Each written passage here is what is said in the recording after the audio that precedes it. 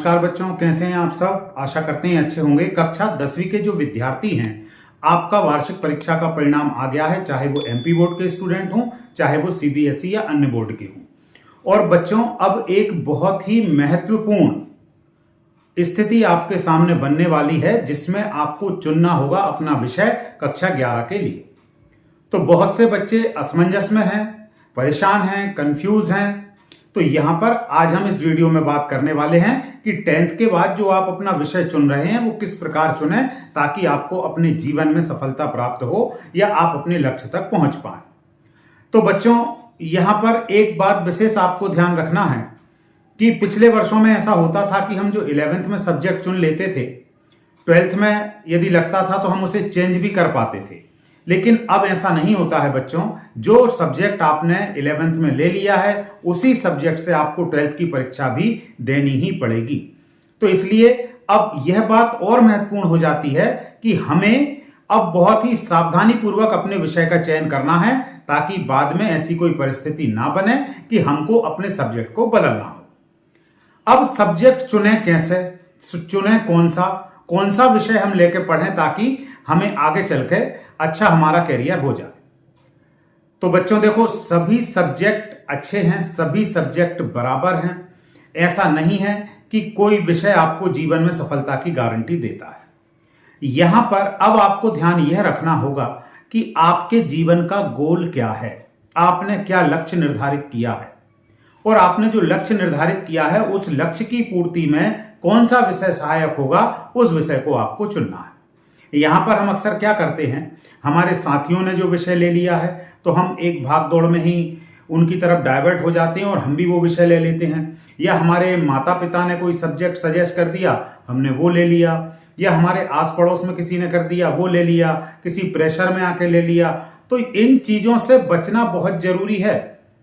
और यह वीडियो बच्चों के साथ माता पिता के लिए भी महत्वपूर्ण है कि आप भी किसी पर्टिकुलर विषय के लिए बच्चे को फोर्स ना करें, उसे सोचने दें। तो अब कौन कौन से सब्जेक्ट होते हैं उनका थोड़ा सा परिचय इस वीडियो में देख लेंगे, और किस सब्जेक्ट में आगे क्या कर पाएंगे आप, वो हम यहां पर देख लेते हैं, जो आपके विषय के चुनने में मददगार साबित होंगे। तो बच्चों, हमारे यहां जो सब्जेक्ट चलते हैं, सामान्यतः 2-3 विशेष प्रकार की स्ट्रीम है जिसमें हम सब लोगों का फोकस होता है। जैसे साइंस स्ट्रीम हो गई, कॉमर्स की स्ट्रीम हो गई, और एक हो गई आपकी आर्ट्स की या कला की स्ट्रीम। कुछ जगह होम साइंस, एग्रीकल्चर, ये भी स्ट्रीमें होती हैं, लेकिन मुख्यतः तो 3 स्ट्रीम ही ज्यादा फोकस में रहती हैं, साइंस, कॉमर्स और आर्ट्स। अब सबसे पहले हम बात करते हैं साइंस स्ट्रीम की।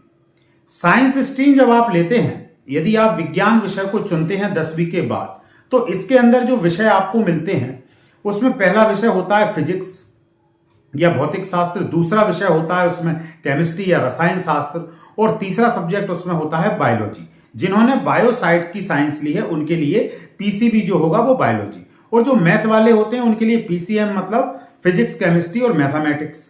तो ये सब्जेक्ट का पेयर बनता है 3 मेन सब्जेक्ट का, साथ में हिंदी इंग्लिश आपके चलते हैं। तो साइंस विषय से लेने वाले, जो गणित विषय को लेने वाले हैं, उनका सबसे मोस्ट जो ड्रीम होता है वो होता है आईआईटी। बायोलॉजी लेने वाले जो विषय हैं, बायोलॉजी यदि आपने चुन लिया है तो आपका लक्ष्य होगा नीट का एग्जाम क्लियर करके दिल्ली एम्स या अन्य किसी अच्छे मेडिकल संस्थान में एमबीबीएस के लिए प्रवेश लेना। तो ये 2 मुख्य फील्ड हैं जिनको सोचकर बच्चे मैथ या बायोलॉजी की तरफ झुकाव उनका होता है। अब लेकिन यह भी सच है कि हर बच्चा तो आईआईटी नहीं जाएगा, हर बच्चा नीट भी क्वालिफाई नहीं होता। अब आपको यदि ये लक्ष्य आपने बनाए हैं, तो बच्चों यह जो लक्ष्य हैं वो एक बहुत बड़े समर्पण को मांगेंगे। अभी तक 10th तक जो आपकी पढ़ाई होती थी उसका सिस्टम थोड़ा सा अलग था। 10th तक जो एक परंपरागत पढ़ाई आपकी आती थी वो थोड़ा सा अलग था।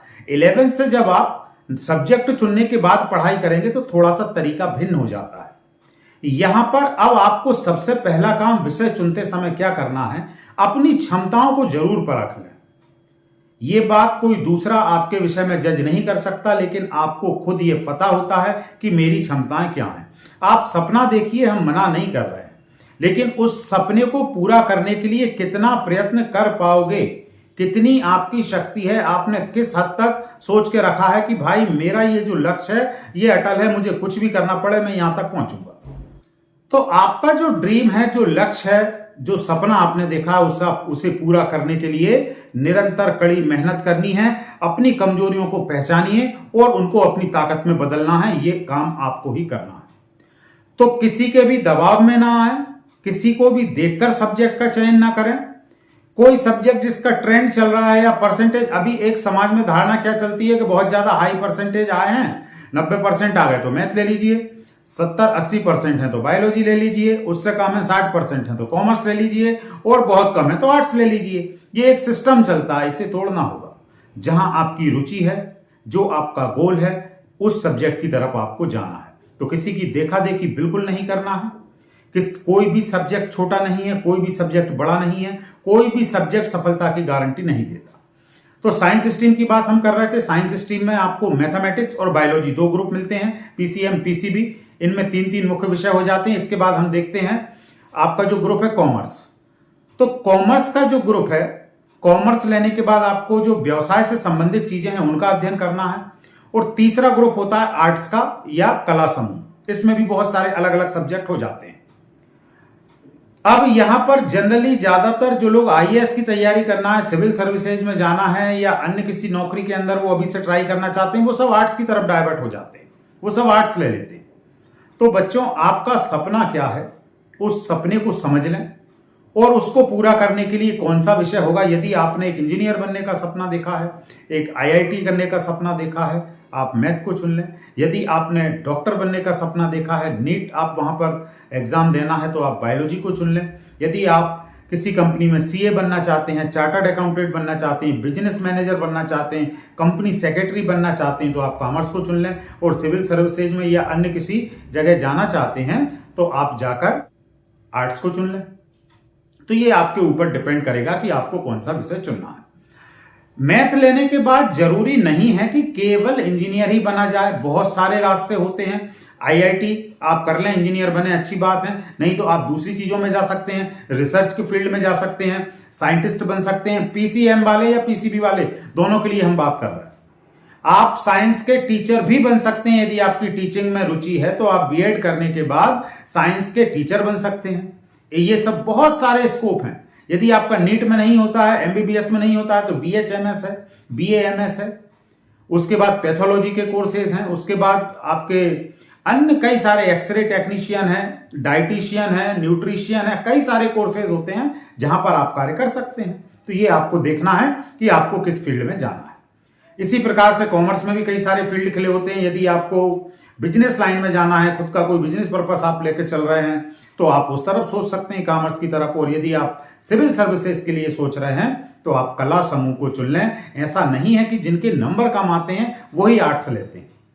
ये आपकी रुचि है, आपका चुनाव है। मेरा सुझाव आपको ये होगा कि बहुत शांतिपूर्वक, बहुत धैर्य से विचार करें, सभी परिस्थितियों का आकलन करें, व्यक्तिगत क्षमताओं का आकलन करें, अपनी पारिवारिक बैकग्राउंड का आकलन करें और आपको सफलता के लिए कितना समय है आपके पास, कि 11वीं के बाद 5 साल में, 7 साल में, 10 साल में कितना समय आप दे सकते हैं कि मैं अपने लक्ष्य तक पहुंचूं तो मैं इतना साल समय इन्वेस्ट कर पाऊंगा। ये भी बहुत जरूरी है।